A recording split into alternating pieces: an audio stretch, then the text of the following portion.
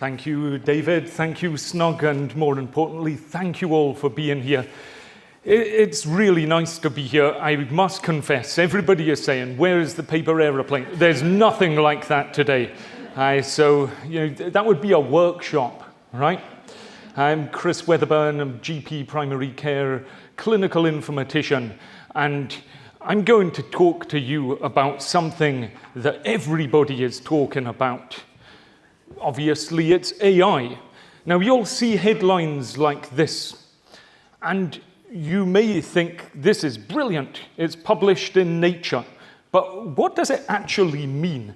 By the end of this, you'll hopefully have more of an insight into what AI actually is. Now, importantly, I've included the date on this slide, because it's a fast-moving field. If you look at the management firm McKinsey, they predict AI growth. Well, wow. Who doesn't? I genuinely think who does not? Now, well, I should say who does not? Everybody thinks, or should I say every bot thinks it'll grow. But by the end of this plenary, you'll have more puns like that nobody will laugh at, and I'll give you a few take-home points to think about. Now, who knows who this is? Does anybody? Wonderful. Now, when I was preparing for this, I asked people, I said, do you know who this is? And 10 out of 10 people said yes. And I thought, okay, even when you're asking a 16-year-old, it wasn't just one off the street, one that was related to me. But they said, yeah, there was a film about him. So he was a mathematician, a code breaker, and obviously the father of computer science, cracking the Enigma code. And that was in 1951. And unfortunately, 3 years later, he died. He died of suicide. And he actually also, before dying of suicide, had chemical castration. He was banned from visiting America, and this was because of homosexuality. And the reason that's important is it signifies change. Some things have changed for the better. Of course, homosexuality is not a disease that is treated. However, some things have not changed for the better.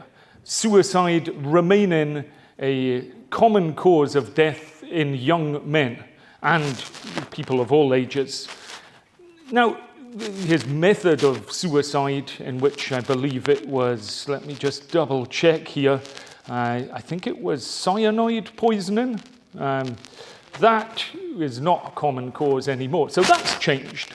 Now, talking about change, you may notice this picture. Some of you may even have this picture in your wallets, because it's on the £50 English pound note. But I would say not many of you do, because society has changed. Not many people use cash. So similar to how Jenny had in her plenary a bit about history, we'll kind of move on a bit. Now, not yet though, because this is 1950. Now, Alan Turing, he said by the year 2000, machines would be able to pass his 5-minute test. It was called the imitation game. And this is something in which only 30% of the time a computer would have to pass it off as human for it to pass. So it's a low pass rate. Now, I know that this was mentioned earlier in one of the workshops, but who actually, do you want to have this interactive and stand up if you think he was right by year 2000? Well, you maybe listen to people and believe the wrong person. And by that, it would be a bit like listening to a machine. Do you believe it or not? So earlier in a workshop, one of the suppliers said, this has not been passed, this test. Is that correct? Well, not really. It has been passed. 1972 even. That was before I was born, in case anybody is wondering. But there was a machine called Parry, somebody called Kenneth Colby. He invented a machine that modeled the behavior of paranoid schizophrenics and could convince psychiatrists that it was correct 52% of the time. But people didn't say, well, that counts. So widely, this is regarded that this test was passed in 2014. And it was when the computer was masquerading as a 13-year-old Ukrainian boy. You find bizarre stuff on the internet, but this is true, and you think, well, why is this? And it's because it could convince the judges that it was the second language. Now with deep fakes, catfishing, I would be surprised if anybody thought that that test wouldn't be passed, if somebody in the workshop today hadn't said, and it's not been passed. But ChatGPT 4.5 would absolutely smash this with flying colors, no doubt about it, and actually would appear more human than a human. So this goes on to this acronym. I know you've all been silent so far. Who can tell me what CAPTCHA stands for? You'll all have seen them. There is a prize. I promise. Can anybody tell me what that stands? Okay, let's go off script a bit then. You may all have seen a very popular series called Black Mirror. Who knows what a black mirror is? Fastest finger first. Huh? That was the... Who said that? Brilliant. You're right at the back. Do you want to come and collect your prize? Well, it is a book. There you go. It's a book I wrote before AI actually writes them for you. But please, I'll give it to you later. But how that relates is that CAPTCHA actually stands for Completely Automated Public Turing Test to Tell Computers and Humans Apart. So you've all actually done, in essence, a reverse test there to convince a computer that you are a human. And who actually would take a guess what the data has been used for? So we've filled those in, and we've identified lampposts, motorbikes, and before that, different scripts. Huh? That wasn't the answer at the back. Okay.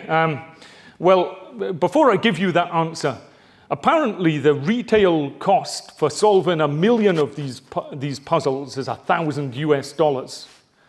If I'd have known that, I genuinely, if I could have paid that a few years ago, I think I would do that, just never to see them again. But the fact is that this data has actually been used to decipher hieroglyphics and also these driverless cars. That's what that is actually helping. So is it helping for the greater good? Perhaps it is. Well, let me just find my slide again. Apologies, the cursor has disappeared on me. So going back to the human and the machine, 2 years ago, ChatGPT tricked a TaskRabbit worker. TaskRabbit, I won't ask you all if you know what it is because you'll all stay silent. But that's one of these things where you can find people and hire them. So it's a person. ChatGPT 2 years ago tricked a TaskRabbit worker into solving one of these for them by saying that they were visually impaired. Now, bringing this into healthcare, if somebody is approaching with symptoms such as suicide, I genuinely think a CAPTCHA is the last thing they would want to see. And before I go to the next slide, I'll just point out that diagram. Okay, there's a bit of the circles missed off at the bottom.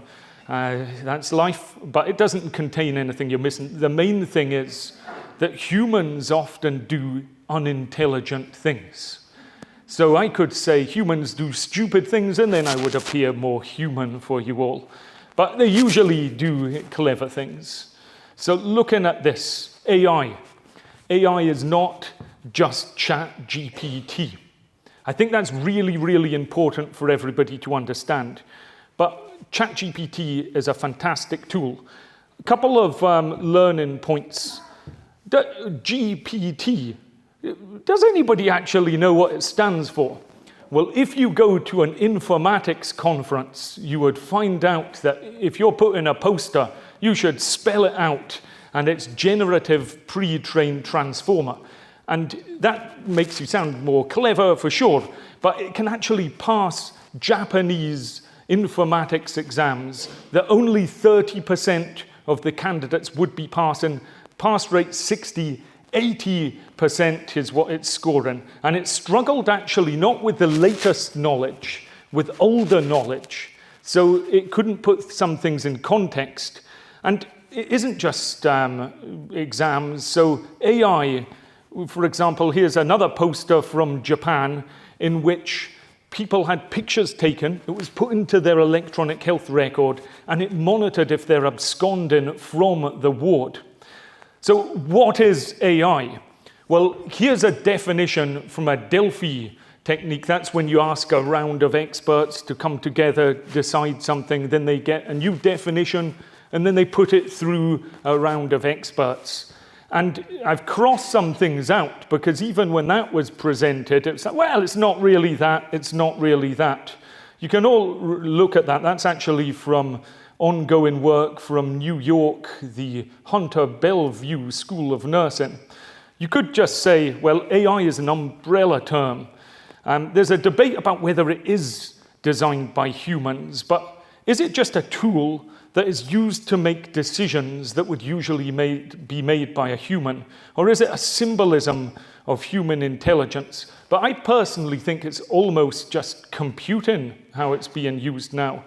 And there are several different diagrams like this, which try and explain AI and have the overlap between data science. The spoiler is that they're all different. But there's an overlap, and machine learning, you'll see people maybe use it at the same point. They say, well, machine learning, and that's AI. Yeah, they're correct. And you'll hear about deep learning, neural networks, etc. I shortened this because I had lots of those slides, and I tried this on somebody, and they looked like they were falling asleep. So we've moving on to deep learning neural networks. It is simple, isn't it? Because it's just like the human brain. Everybody remembers this, yeah? You can use your brain. You all know exactly how that works.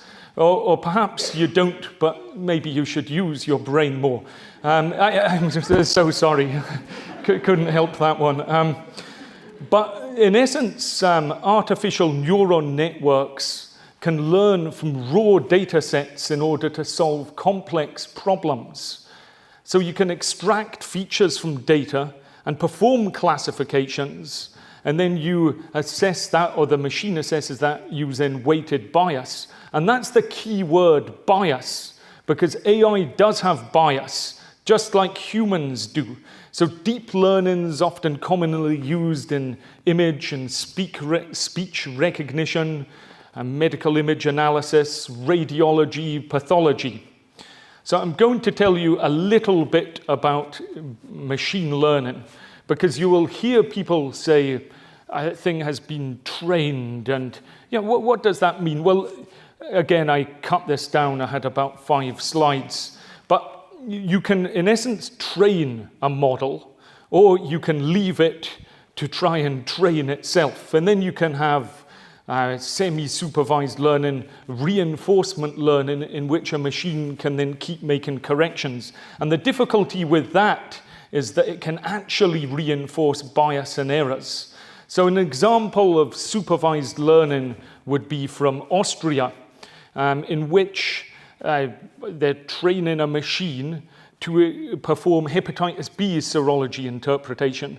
Now, if anybody can remember when you get a hepatitis B test back, you think, I don't see this very often, let's look in a book. There are many different ways of it being interpreted.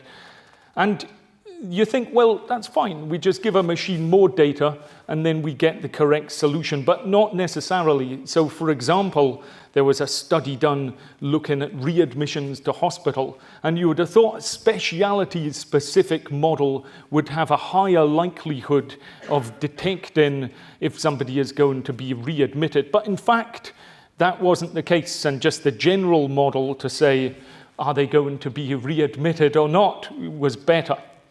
Now, the next bit is a lovely thing. By the way, these are flags in the background, in case anybody hasn't noticed from the studies that I'm mentioning. Machine learning, you'll hear things like random forest. And I'll explain a bit about this. So this is often called black box thinking. So this is a ChatGPT generation of a black box. From the user perspective, ChatGPT in generating images seems to have slowed a lot. But there's other things that you'll hear. Every time you go to a new machine learning event, you'll hear there's a different machine learning program. So you may hear about extreme gradient boosting. And these are all powerful learning algorithms that can make predictions, but you cannot understand why. The end user cannot understand the output, whereas in theory, the end user can understand the output from logistical regression. So this is a different model that you can use in which you get a weighting from each variable. So you could say the thing that drives that to give that prediction is mainly age, for example. That's often a thing. If you're going to die, that may be the one variable that you may want to guess on. But random forest and machine learning, you can't understand why. And that poses a real challenge for clinical safety, because how can you say this is a safe tool if you can't understand how it actually came to that decision? So in Italy, for example, there was a comparison between logistical regression, understandable, although still pretty complicated, and random forest, looking at 10-year atrial fibrillation predictions. And both models performed really well. The random forest one, the machine learning one, was slightly better, but only very slightly. And they said, well, in fact, let's use the explainable model here. And talking about explainable, this is a buzzword you will hear, and it is explainable AI. So that's when you try and ask the machine, you've come out with this output. How? How did you come out with this output? Now, it's a buzzword you'll hear, and the difficulty, the caution that we must take, and this is from a Dutch study, in fact, looking at melanoma detection using AI. Clinicians were more likely to believe the AI if it was easier to understand. And if it had an explanation as well, they were even more likely to believe it. And the problem is, this is even if the AI is wrong.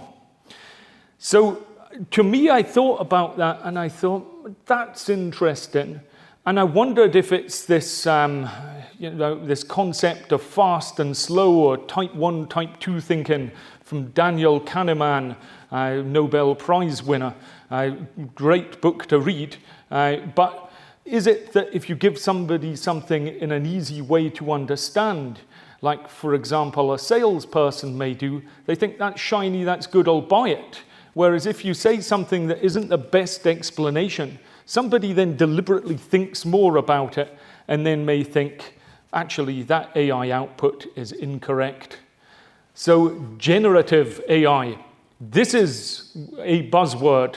Now, I've already seen a couple of workshops, and interestingly, both mentioned RAG and LLMs. And it's fascinating, actually, because apparently RAG LLMs last year, I'm afraid to say, the word is agentic AI. That's the new buzzword. But look, don't worry about it. I'll explain it a bit more.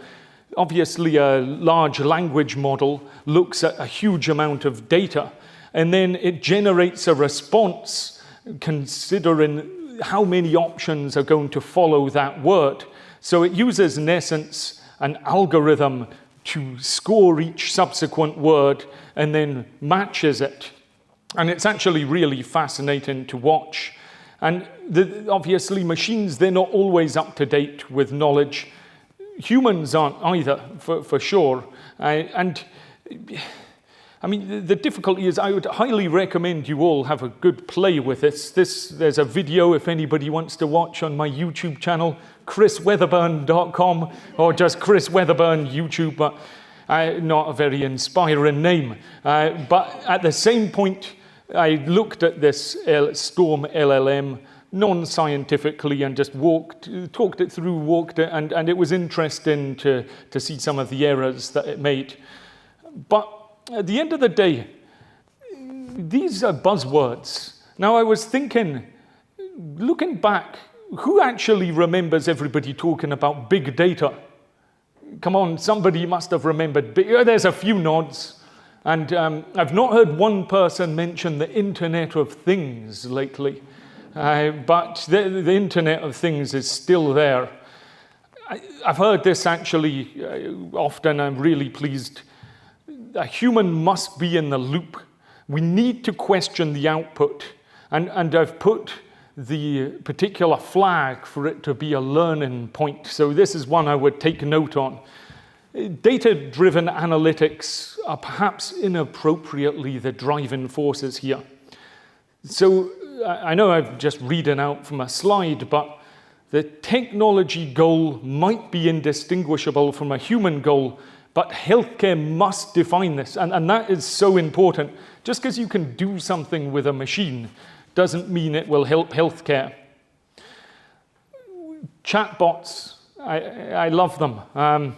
Actually, I don't, but I love that people are talking about them because I've got a study here from Holland, and this is looking at Rasa Calm. You can see what CALM stands for. Rasa is a company. I've got no affiliation with them at all.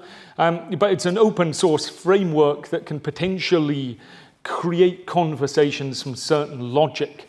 And this is exciting because you could have, this was an example with the EQ5D, which is a scoring mechanism I personally have never used, but it's one of these things where you say, how is your mobility today? And you score this.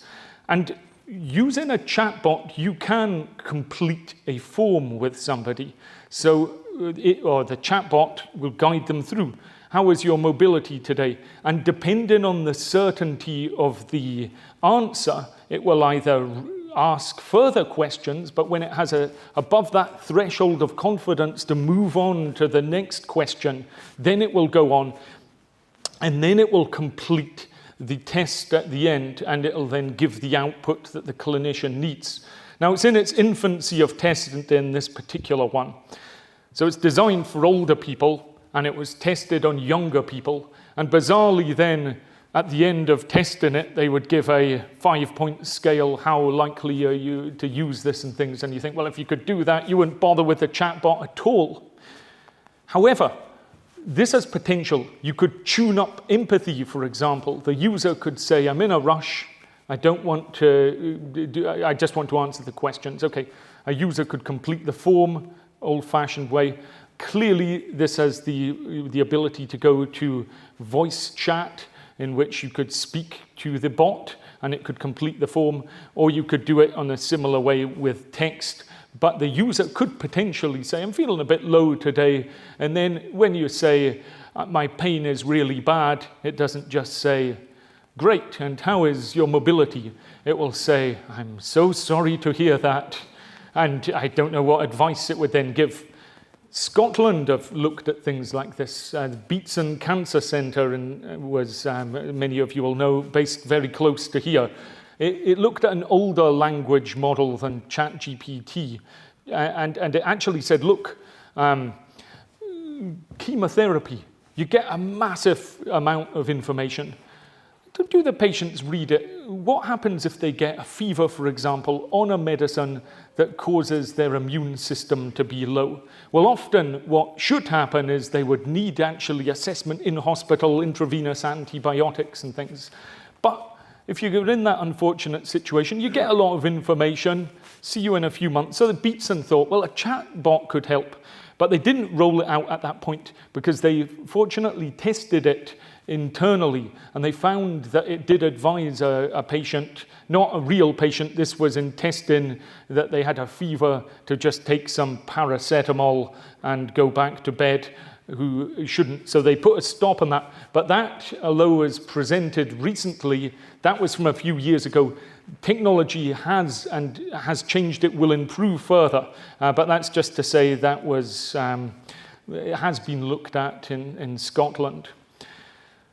Now, this is a slightly different topic, and this is about data quality. And although I've got that flag, that's because this is from an English study. And this was people, and they thought, pancreatic cancer, it's important. I think it's really important. My grandmother, God rest her, she died of pancreatic cancer. But the fact is, people have lots of different symptoms from pancreatic cancer. And researchers will say, yeah, but they turn up 3 times to see a GP on average, and then they're diagnosed. But that's because they've got all of those symptoms. So researchers would say, well, could you make an algorithm that will help the clinician? And it will help them then say, oh, look, this person may have pancreatic cancer. Quick, do a Whipple's operation, and they will live happily ever after. But they couldn't, or they could. It was all right. They found out that if you've got a recent diagnosis of diabetes, particularly if you need insulin quickly, and you're over 70, then you're more likely to get pancreatic cancer. Now, as a clinician, that doesn't help me because that's in guidelines anyway. But the reason I've put that up is to say, look, quality data input can save lives. Because I said to the researcher, I said, very interesting, how about weight? Oh, that wasn't recorded enough. Now I'm thinking, why should weight be recorded at the primary care setting? Why shouldn't an individual weigh themselves and that goes into their health record? It is their health record after all, and that would allow better predictive models to be made. But even family history wasn't there because it was too badly coded. And this is then one of the main points there. It's an American expression, so that's why it says garbage. But garbage in, garbage out. With the healthcare record, if we can put proper data into it, or if a machine can accurately code the correct data using NLP, for example, then we can do more. So I've put this in because it's a nice, it's a fair thing to do. I'll leave you all, there's an acronym for you. But if you look to Germany, they've done a study about lack of diversity in data quality. So there's missing data points, some groups being underrepresented. And in the USA, you'll actually find that a black person is less likely to have an accurate address written in the EHR, their electronic health record, than a white person. And this is unacceptable because data is the foundation for any AI system output. So the other thing I'd just say is when you've got an AI system in place, if you then upgrade it, you do need to actually look to check it still works. So if you've got a nice shiny breast screening service, and then one component gets upgraded, it really should be tested again. And this is where interoperability is absolutely crucial in terms of data.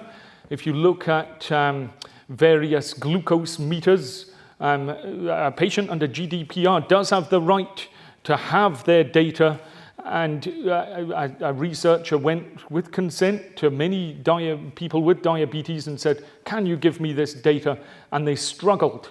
They struggled a lot, and he's going to have further discussions with them. But only one of the manufacturers, or one or two, I don't know if the same manufacturer made 2 of those devices, but the data needs to flow. I put this in mainly because of the first or the second slide I had about Project Foresight. And there's 2 different studies, and there's another one on the left of the screen a modified GPT-2 model, and it looked at UK Biobank data, externally validated it against Danish health records, and it could successfully predict trajectories of various diseases. There's massive potential. But although there may be massive potential, how does it feel now? Well, it feels like we're building on legacy systems. But then you look at some of the suppliers and they'll say, well, Oracle have just come out with a native AI EHR. But in terms of projects, we have to think, if you've got multiple stakeholders with conflicting agendas, that's a fail, right? Programs need to be driven to meet clinical need. And a system needs to actually be adopted to be successful. And the larger scale you want to build something, the simpler it should be. So you may think, well, that's fine. We'll just buy a new EHR and bung it in and everybody will be happy. Well, in Norway, they looked at this at a big cross-sectional survey, 1,424 healthcare professionals. You can see their SUS score. This is system usability scale. People score various aspects. 100 is good. And you can see differences from job roles, and in part that's because they use the EHR perhaps more often and differently. But when you looked at this, even with Austria, they had a similar thing. The scores, although higher in Austria, this, by the way, it's all in the public domain. So I think this was Epic, which had the really low SUS scores. Well, actually, they then looked at it and they saw that people, the users who were reporting lower scores, were more likely to suffer from burnout, insomnia, and turnover intention. Burnout is a bad thing. It's the last YouTube video of mine I'll plug. But I've summarized a book on burnout, and it's really good to keep your teams managing chronic stress. But when implementing things, again from Norway, we think, is it top down, bottom up? Well, this showed that bottom up was the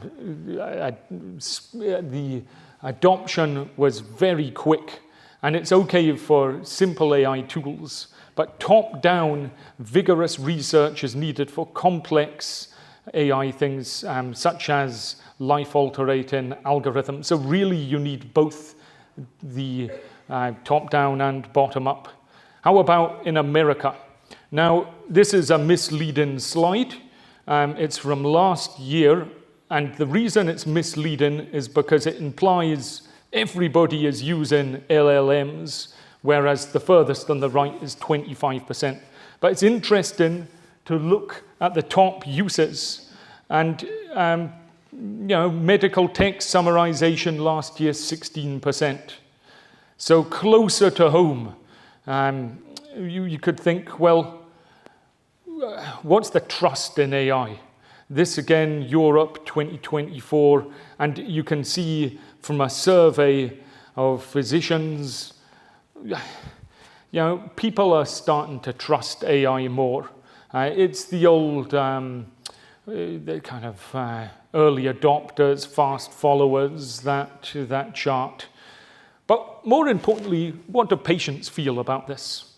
Well, I go over back to Germany, and you'll see that the perceptions of the German population were that they actually were quite happy for AI to be implemented in healthcare. 79% agreed using AI in treatment was a good thing. It was a big survey, over 1,000 people, 1,326. But the people who were likely to agree to that more had a higher level of education and a better understanding of technology. Now, academics in Scotland have done some research, and they've said, look, the patients are fine, but they're keen for the clinician to be the decision maker. Now, this is one of the most important slides I'll tell you. You must check the output from AI. It does not matter what it is. Machines can hallucinate, and by that they can just make up stuff, they can misinterpret things. The difficulty is humans can misinterpret things and make up stuff as well. But I would stress as much as I can to say if there's one thing you could take home from this is that machines hallucinate. And going back to person-centered care, this is now to Ireland. This makes any festival when they say, show me your flags, look a bit tame from how many flags I've got. But obviously not many of you go to festivals. Anyway, I'm moving on. AI, person-centered information.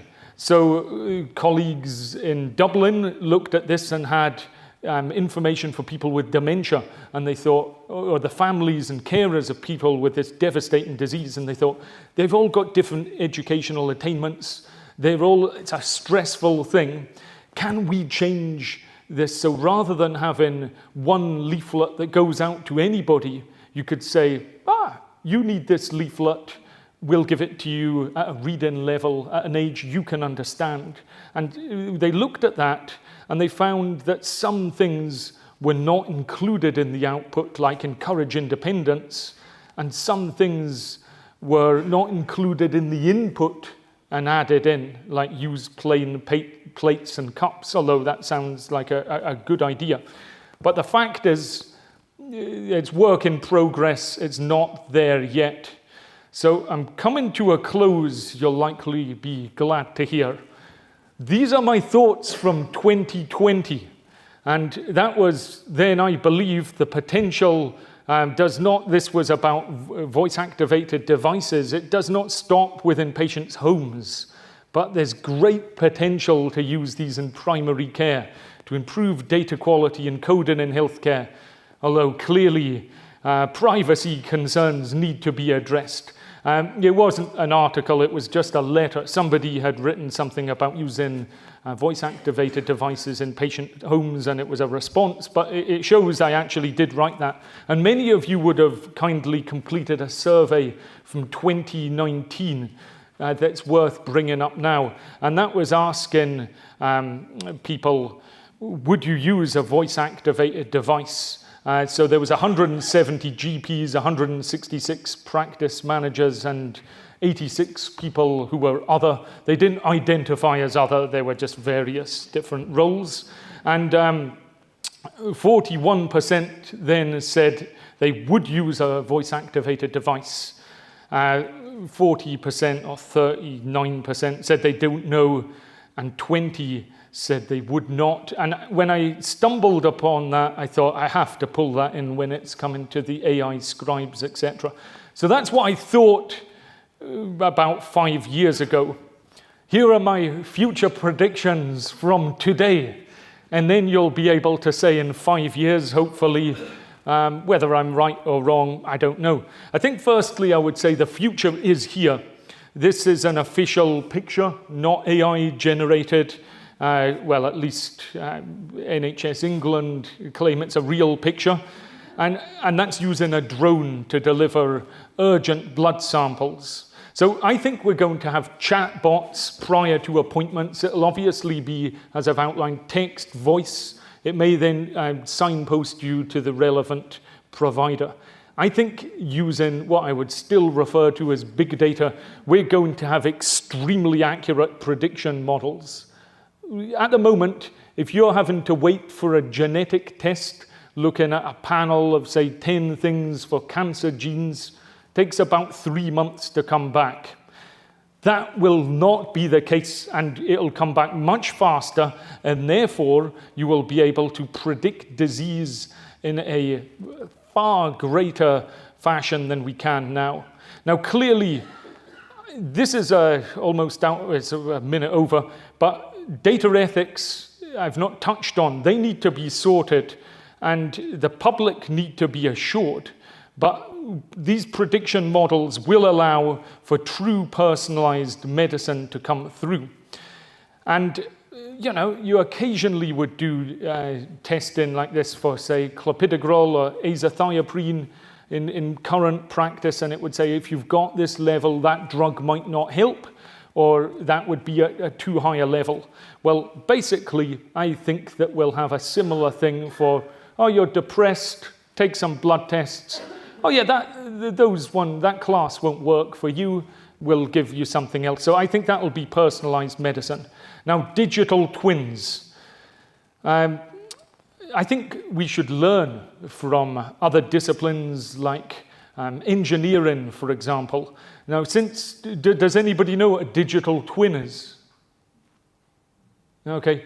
Well, apparently since 2019, people have been searching and publishing, and it's gone up. But this is when you have a replica of it's often a boat or a car, for example, a virtual replica. And it can be used in engineering, for example, to predict, well, that component of that engine needs to be changed soon, and then they can order the part, and then they can keep the ship running for longer. So with humans, there's already people looking into a digital twin that would predict your cardiovascular risk.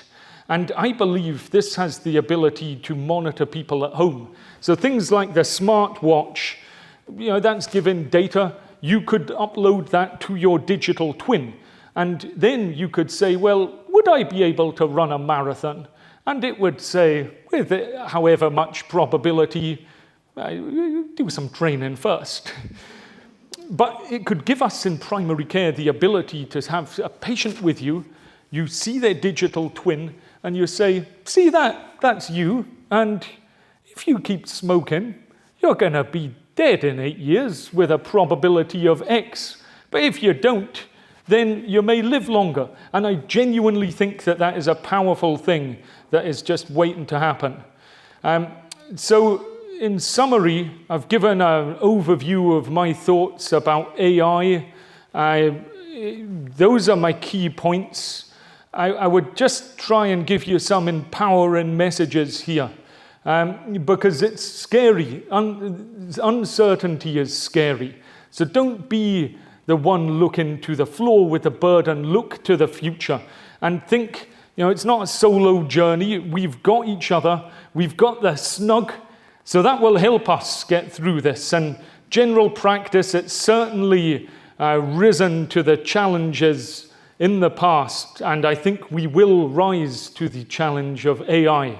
And with that, I'd like to thank you all for listening. Thank you.